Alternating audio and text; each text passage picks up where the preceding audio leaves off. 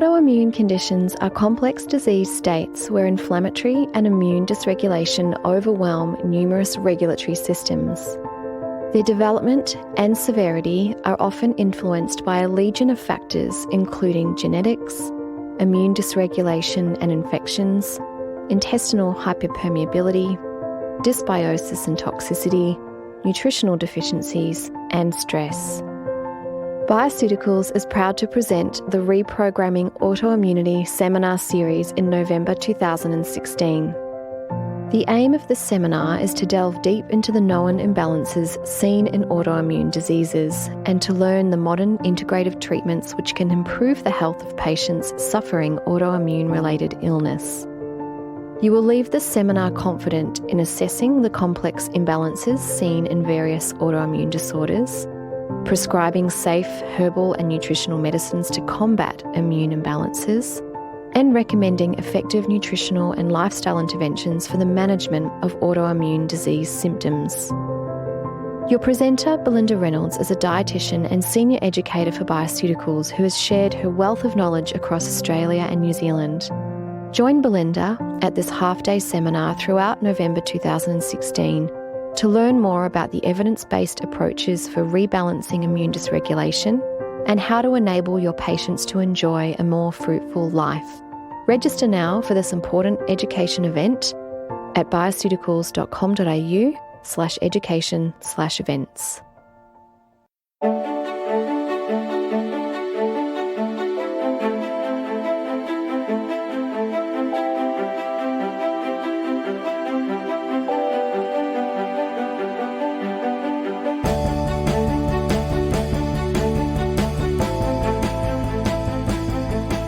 This is FX Medicine, and I'm Andrew Whitfield Cook. Joining me on the line today is Helen Padarin, who holds a bachelor degree in health sciences, naturopathy, and completed studies in nutrition, herbal medicine and massage, as well as postgraduate training in the treatment for metabolic, neurologic, digestive and immune disorders. Helen's been in clinical practice since 2001, working from one of Sydney's most highly regarded integrated medical centres, along with holistic GPs, an integrative paediatrician and other practitioners as well. Helen wrote the chapter on paediatrics and ASD for Leah Heckman's book Clinical Naturopathic Medicine and co-authored the book Bubba Yum Yum with Charlotte Carr and Pete Evans, and has another book on gut health to be released in November 2016, which I can't wait for, I've got to say. Helen is an ambassador and a regular presenter for the Mind Foundation and has presented for Health Masters Live and ACNEM, that's the Australasian College of Nutritional and Environmental Medicine, providing postgraduate education for GPs, naturopaths, nutritionists and other healthcare professionals. While living in New Zealand for over 4 years, Helen lectured at Anatomy and Physiology for the New Zealand College of Massage and the New Zealand Institute of Sport. Helen is passionate about conscious living, real food, vital health, and empowering individuals, families and organisations to find the joy in well-being. And I truly welcome you back to FX Medicine. Helen, how are you? I'm good, thanks Andrew, and it's a pleasure to be here again. I've got to say, I love how your bio reads vital health, not just health. That's right. It's a differentiation. About vitality, it's contagious as well. So, yeah. That's right. Now, we're going to be talking about quite a confounding condition, and we're talking about rebalancing the autoimmune thyroid. And it's an interesting word, autoimmune, because it seems to be more and more teasing apart from inflammatory mediated or immune mediated. So what are we talking about here? Well, I guess we're being presented with a barrage of autoimmune conditions these days, aren't we? I mean, the rates of it seem to be skyrocketing, and I know each week in clinic it makes up a predominant proportion of the conditions that people are presenting with. So, and I'm seeing more and more of this thyroid disorder, and a lot of the time undiagnosed as well. Yeah. So I think what we're needing to look at is what are the underlying factors that are going on, because rather than putting this focus, as can happen in modern medicine, on particular organs or where the symptoms are presenting, we need to look at, well, actually, is it a thyroid disorder or is it a disorder of the immune system? And that totally changes the way that we approach things. So what you said really piques my interest, because back in my day of nursing in a hospital situation, thyroid disease was something you saw was something who, they were coming in for surgery, thyroid ablation or something like that. So they were extremely sick people. And it was just, even in the community, it was sort of unheard of. It wasn't a really noted condition, but more and more it seems to be rearing its head. I do make the point, though, that is it always thyroid, or do we tend to look for something and then obviously see it because we're looking for it? Where do you make the distinction that it is or isn't thyroid?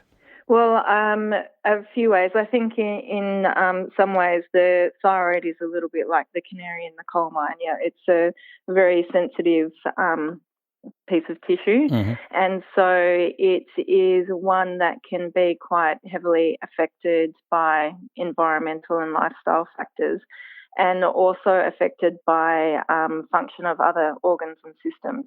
So, it could be that it has stemmed from adrenal fatigue and exhaustion or high stress. It could be exposure to environmental toxins. It could be an infectious trigger that's created this disorder.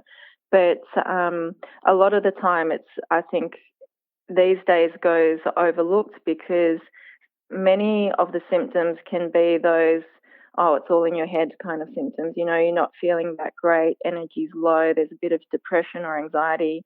And of course, sometimes it can be quite severe, but a lot of the time it's these rumbling kind of symptoms where you're just not really vibing on life. And, hair might be falling out and moods aren't great and skin's dry and there can be fertility issues and all these things going on. So it's kind of a reflection of what's going on in multiple systems. It's not really just thyroid disease, so to speak. Yeah. Why do you think it's such a huge issue in today's society rather than, 20, 30 years ago, let alone further back in history? Yeah, I think a lot of it comes down to diet and lifestyle and environment. Yeah, I mean, if we consider how altered our diets are, how processed they are, how much chronic stress that we're under, how adrenally challenged so many people are, how scared we are of the sun these days as well. Yes. How many immune and hormone disrupting chemicals are in our environment, and many of them in our household that we're applying to ourselves every day. And then a huge one is looking at the gut microbiota and how much that is affected by all of the above things as well, yeah. And if we take those things into consideration and look at how those things affect thyroid function, well, then it's no wonder that incidences of these problems are really skyrocketing. You mentioned a few of the sort of hallmark symptoms there, and I know the hair falling out and things like that. Are there any, pathognomonic ones where you go, aha? Well, there are some quite obvious ones where you can see visually what's going on. That there can be the swelling around the neck, there can be the exophthalmos, things like that. A lot of the time I find it quite easy to look at people when there's and have an educated guess that thyroid's going to be an issue if there is that thinning hair, the dry skin, the pale complexion, the puffiness of body in general, the thickening around the neck a little bit. Often it looks like metabolic syndrome as well. There can be the abdominal obesity going on or that increase in visceral fat. So looking at the person as a whole, you can certainly often pick up a lot of physical observations that are going to lead you to suspect that diagnosis, yeah. And then more into the signs, the pathology testing that you might do and the results from those. And obviously this is a kettle of fish, this is huge. So it depends on the type of condition you're treating. But can you take us through some of the things that you might assess?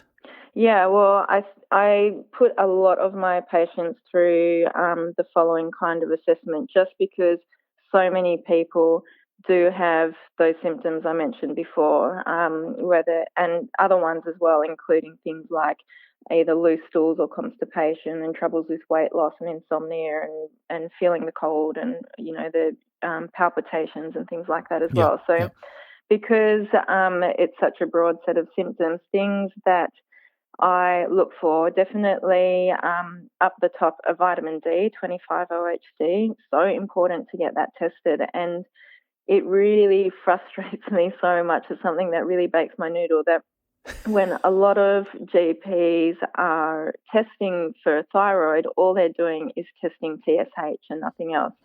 And often what we'll see is thyroid antibodies and vitamin D will be indicators long before the thyroid hormones are out. So rather than testing TSH, although I do test that as well, my priority is testing thyroid antibodies and thyroid receptor antibodies to see if there's any immune activity already happening that is then going to affect thyroid function, rather than waiting for the thyroid function to be affected and then trying to do something about it. Yeah, I think one of the issues that GPs are under now is that vitamin D testing got taken off the PBS4 test for as a screening tool. I think that was November 2014. So they have to have reasonable suspicion that they are looking for a vitamin D deficiency, and they need to confirm that. And I think similar with the antibodies as well. But right. There are GPs who will do that. However, I do note that, yes, it's a user pay test, but it's not expensive. No, it's not an expensive one. And I think it's incredibly worthwhile doing. And, more frustrations. I'll get people back and their vitamin D might be 53 and nothing's been done about it. And I even had someone in last week, their vitamin D, they had been tested for it, and they'd been through IVF clinic for infertility problems, and their vitamin D came up as 13. And on the report from the IVF clinic there was nothing significant to show why there may be reasons for infertility. So when I'm really looking forward to getting the rest of her tests back that we're waiting on at the moment, because I know her thyroid function's out. She does have her hormones out, but I'm looking forward to seeing what her antibodies are and getting her on some vitamin D as well, because that in itself, I found getting vitamin D levels up can really actually help to bring antibody levels down. Right. So I find vitamin D incredibly useful, and I tend to aim in clinic for a level of at least 100 nanomoles.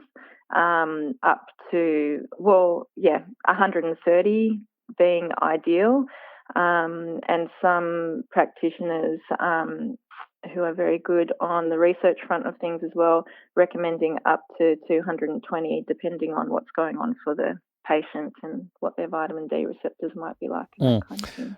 Professor Michael Hollick, shout out to him.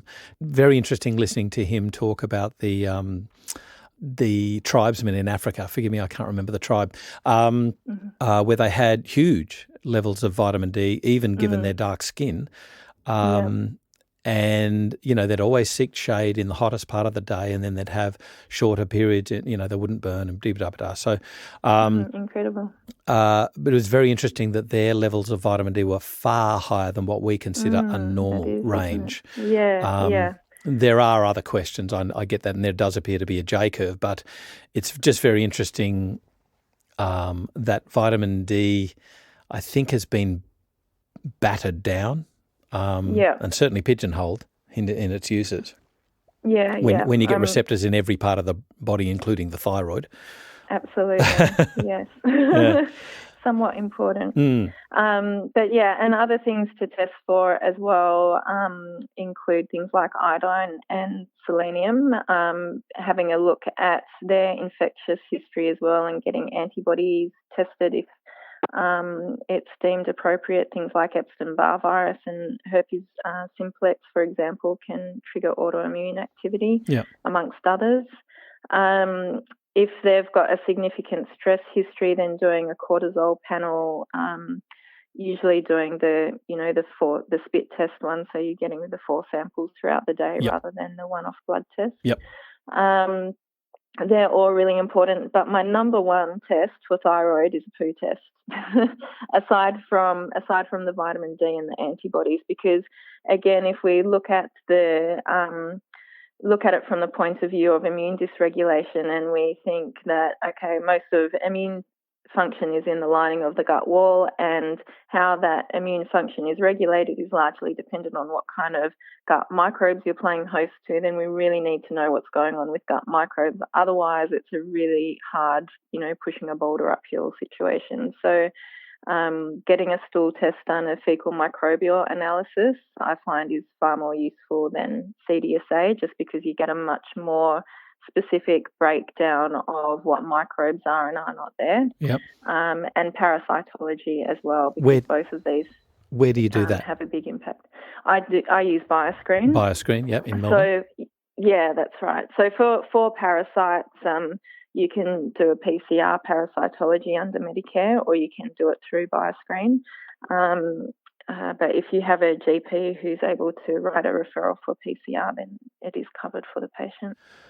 I might point out to our listeners that these tests are when you have a relevant suspicion of something going on, and so they're not a screening test per se. They're just to test for when you have a reasonable suspicion and you want to confirm or deny that there's an issue with these things. So I guess I said that because of the vitamin D issue. If you really need to test. If you don't, Michael Holick says just supplement because it's so safe. But then you need to think about, well, what dose? If they're overweight, they need more, all of that sort of thing.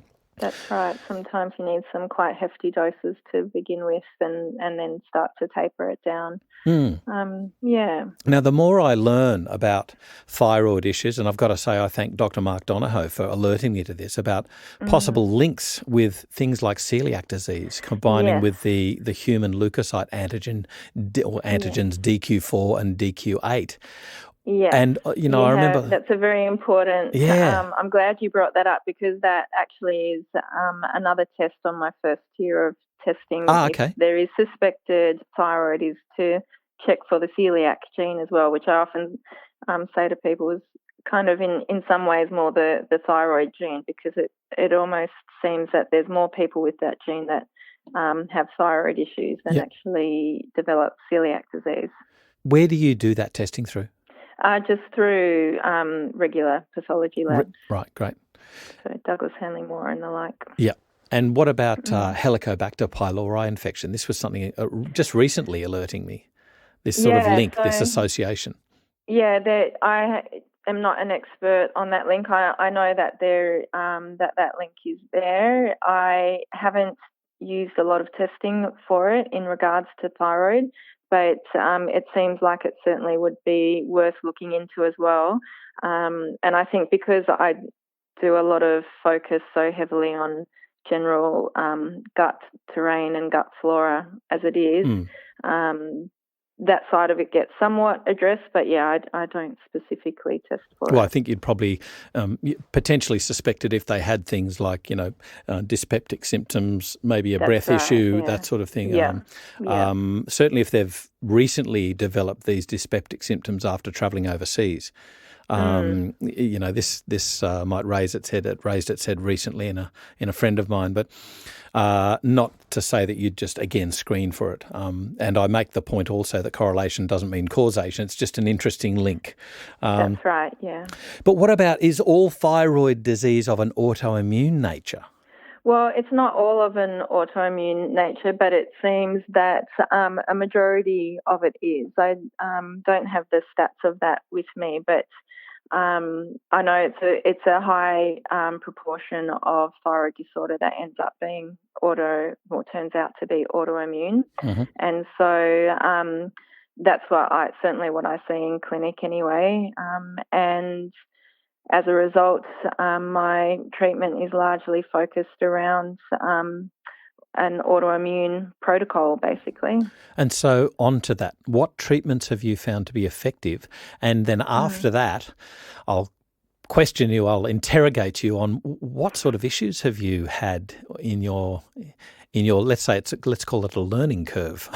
But okay. let's firstly talk about what you do, because I've got to say I love the way that you approach it from a comprehensive basis. It's not just this, it's that little box, so therefore I'm going to treat the little box. You treat the person. Yeah, definitely. So essential to look at the big picture as always. So it's a multi-pronged approach as a result. One of the first things that happens is gluten has to come out of the diet, because of the correlation between gluten sensitivity and thyroid disorder, but also because of the impact of gluten and zonulin and gut permeability. And so when we're trying to regulate immune function, we need to make sure that we are healing that hyperpermeability of the gut lining, in which case gluten is counterproductive. So, as my friend Nora Gedguda says, saying you're almost gluten-free is like saying you're a little bit pregnant, right? You either are or you're not. So it's an all or nothing kind of thing, really. You can't, you don't get the full effect if you're only almost there. So 100% gluten-free. And what we need to keep in mind is there's actually quite a few proteins in quite a few foods that cross-react with gluten. The most common foods containing those proteins are dairy, soy, corn, and actually even coffee. No! Yep. So pretty much as a result, what I start people on is graduating their diet to become paleo, essentially, and depending on the person, potentially even the autoimmune paleo protocol, which can really make quite a big difference in certain individuals. And then, once symptoms have settled down and other things are addressed, then you may be able to loosen the reins a bit and try out some of those foods that had been eliminated prior to see how they respond. But just to get to a bit of a baseline, reduce inflammation and sensitivity responses as much as possible, I find that that's a really good foundation. One of the other things to do early on is to get them to do a detox of their home, basically. So we're talking here about things like body care products and household cleaning products. So anything that's got any fragrant chemicals in it has got to go, basically. Okay. So if it has perfume or fragrance written on the label and it doesn't state that it's from an essential oil, then it's essentially safer to get rid of it. Yep. A lot of those fragrant chemicals are immune and hormone disruptors and do have quite a direct impact on both the thyroid gland and immune regulation. So for both those reasons, we want those out. If people are avid swimmers in pools, then that can be a source of concern as well because of the chlorine in the pool, Yep. And they need to get filtered water at home because the chlorine and the fluoride also displace iodine, so more contributing factors. So there's that side of things. Then when we're addressing what's going on in pathology results, obviously we want to optimize vitamin D levels and improve iodine and selenium and tyrosine intake and those kinds of things.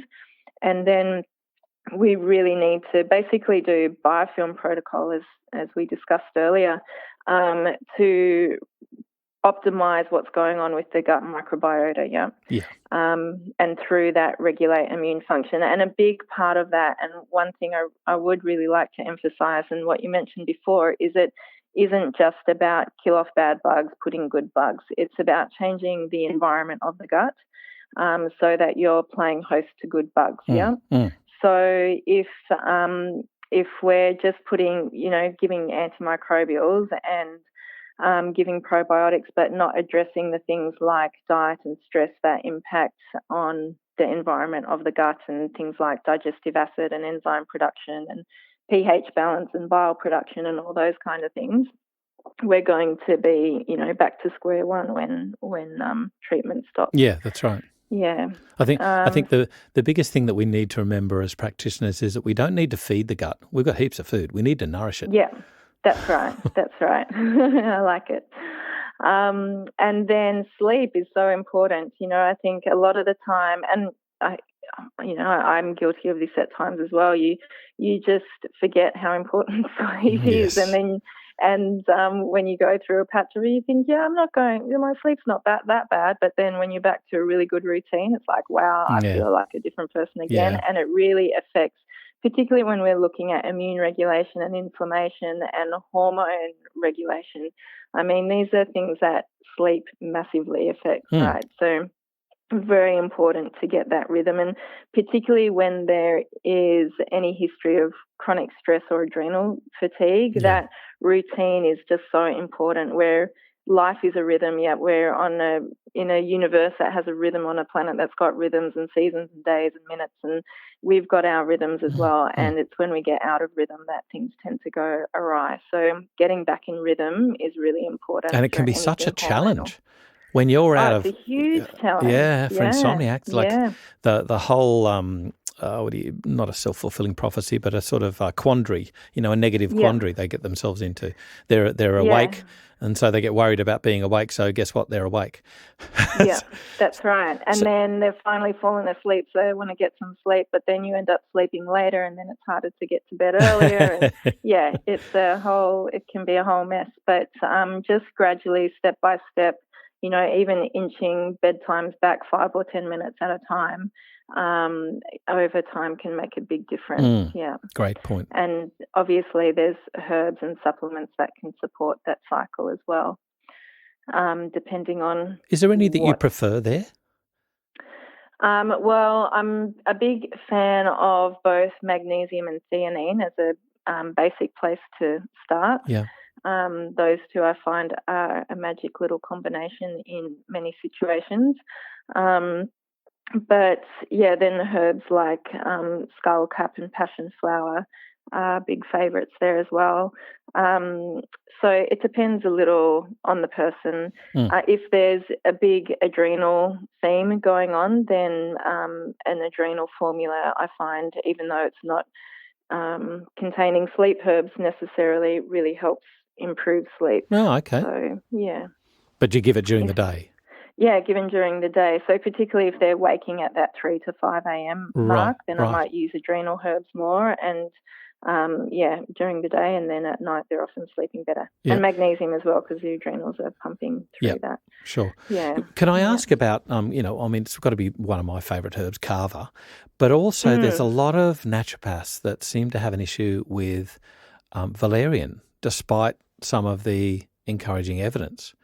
I'm interested in this. Yeah, I do love Valerian, and I often will use that in combination with passion flower and skullcap. I find that little trio is actually really nice. Yep. However, there are people who, for whom it does seem to have the opposite effect.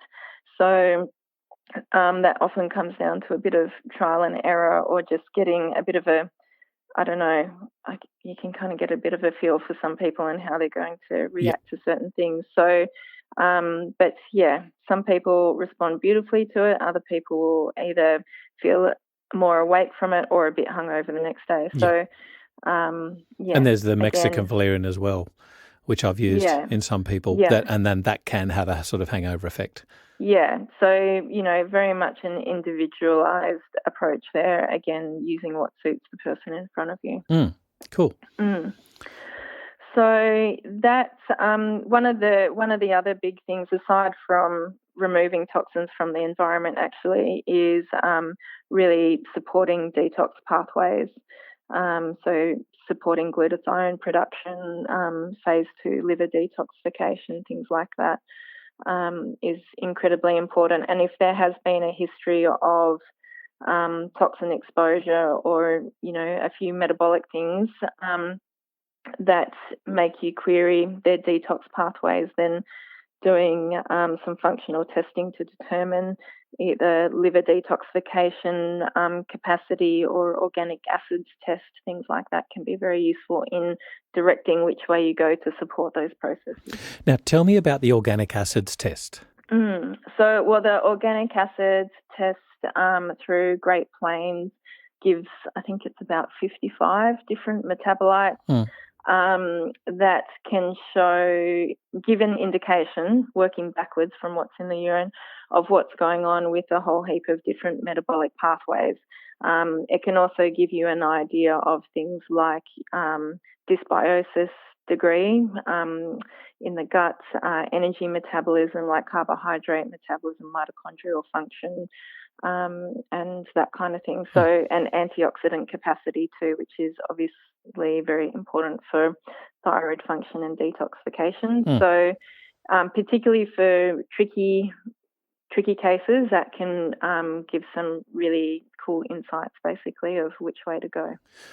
Helen, I just thought I'd make a point to our listeners, and that is, with regards to some of these testing methods that aren't medically accepted, I think it's interesting that a lot of your patients would have gone through the medical model and they'd be presenting to you when it doesn't work. And so my comment to those people, the naysayers, if you like, of, this is alternative poppycock, is also, well, hang on, your model didn't work. So doesn't it seem medically prudent to investigate something that might work? Absolutely. I don't understand the and I've got to say, this was me, but I've got to say, I don't understand the refusal to look at something that might help once, given that your treatments haven't helped your patient. Yes. That's not a good paradigm to be in. I know.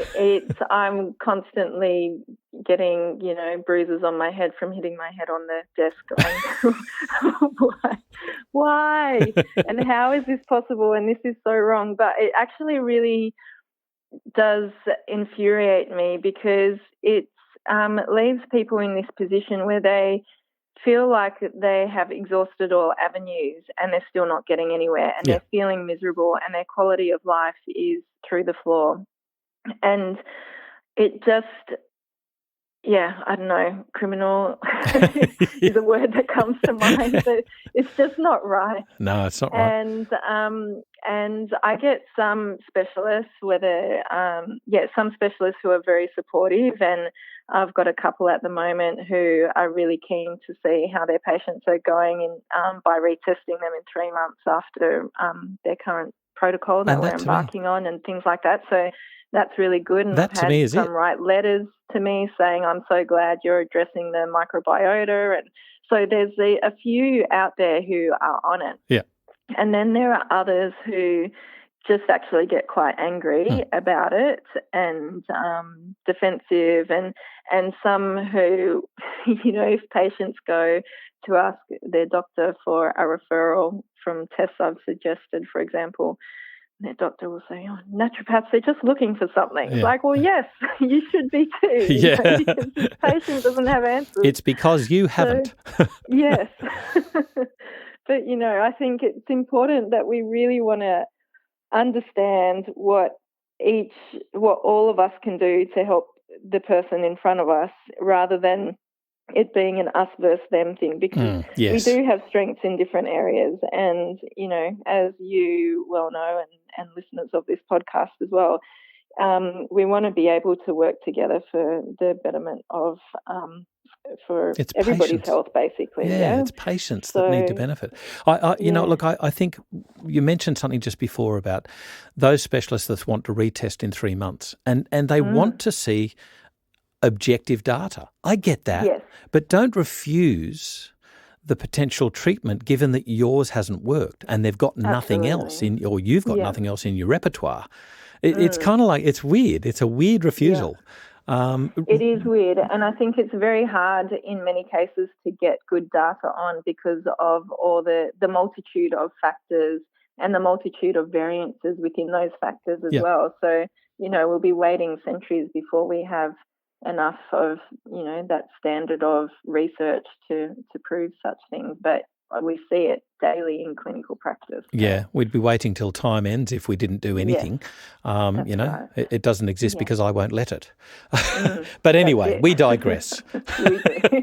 So I pegged you before about, what about your learning curve with regards to things that might not have worked, or things that might have thrown a different response from your patients, might have flipped them? What are the dangers? Well, I think one of the biggest ones was initially, I was quite scared, I guess, of addressing thyroid because I just found the whole dealing with trying to balance the hormone side of things quite difficult to get a grasp of and to implement. And I think in hindsight, the reason being is because that's actually just such a small part of the picture. And so, again, I guess the biggest learning curve there for me is don't just look at the hormones, like they're an indicator, but look at everything that affects the hormones, and the glandular function. So that is probably the biggest thing. What was your second question then? Basically, caveat. Any date, like for instance, we've seen the issue with what was it? There was the bonsai recall. With high doses of iodine. I remember a lovely little repartee between Guy Abrahams and Dr. Alan Gabby regarding the dose of iodine in seaweed and the appropriate dose of iodine, which was very interesting repertoire. That was in Townsend Letters for Doctors. But what sort of dangers or issues have you seen with certain supplements? I definitely think iodine is an important one to be very respectful around and not going too heavy-handed with dosages.